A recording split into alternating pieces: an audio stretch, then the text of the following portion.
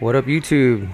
Here we are, another video coming to you on my saltwater aquarium by Pills for Speed, where I try and give you an update every other week on one of my hobbies. So today we're on the aquarium again, and the red slime. Not what I wanted to look forward to. So this vid's basically just gonna show you a couple of things that I'm gonna do, and hopefully it fixes this problem. Alright, so here we are at my refugium sump, and skimmer is really going hard, whipping up a nice, let me just look at the tunnel in there. And this, I clean it every week, sometimes every 3 days. So if you look in this chamber, see, because I have a 400 gallon per hour pump in there, pumping the first chamber, which is throwing everything into this chamber, and this is where I siphon it every other week, which is pretty easy. It's not too bad. But what I'm thinking is over here, right before it gets into the last chamber, I have a lot of shadow here, and what started off as a little ball turned out to be now all the way from left to right. That right there is going to be one of the places to start. So I got an idea. So this is just a look one more time. Like I said, it was doing real good for a couple of weeks, and then recently I've noticed I haven't seen the two chromies. They just completely disappeared, and I'm thinking that they died and they're somewhere decomposing beneath the rock, or I don't know. So let's get started. Alright, so here we are with the egg crate. Pretty much you can see the line that I cut. Stuff's real easy. I think I bought it at Lowe's for like, I don't know, 13 bucks or something.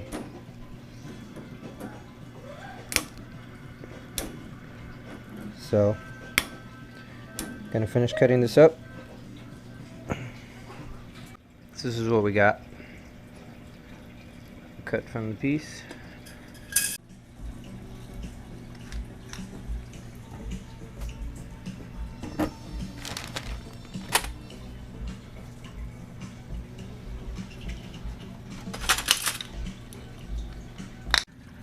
So what I did is I left a power head in here just blowing at the shadow, and as you can see, the dirt that it rinsed off it,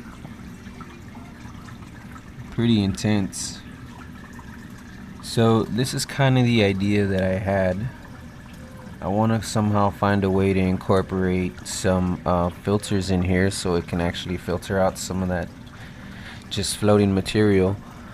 But I'm gonna have a power head under here so that no detritus builds up, and I definitely wanted my shadow a little closer to the light.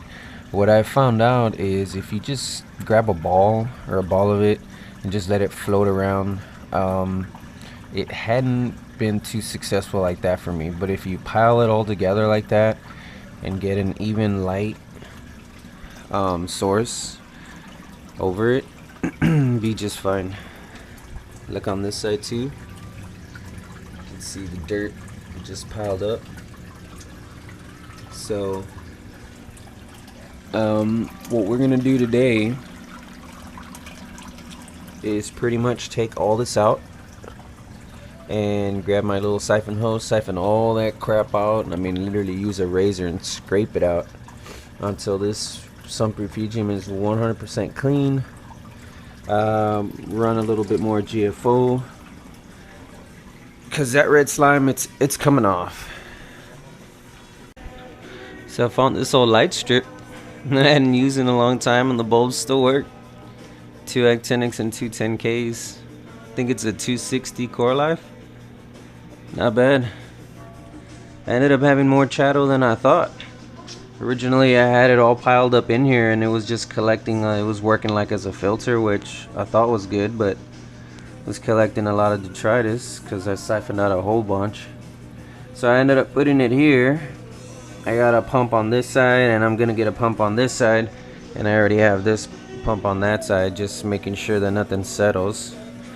Right now I'm draining the reactor. This is the MR1.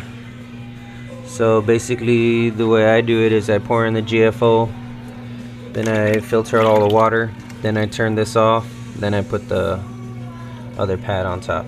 So yeah, back.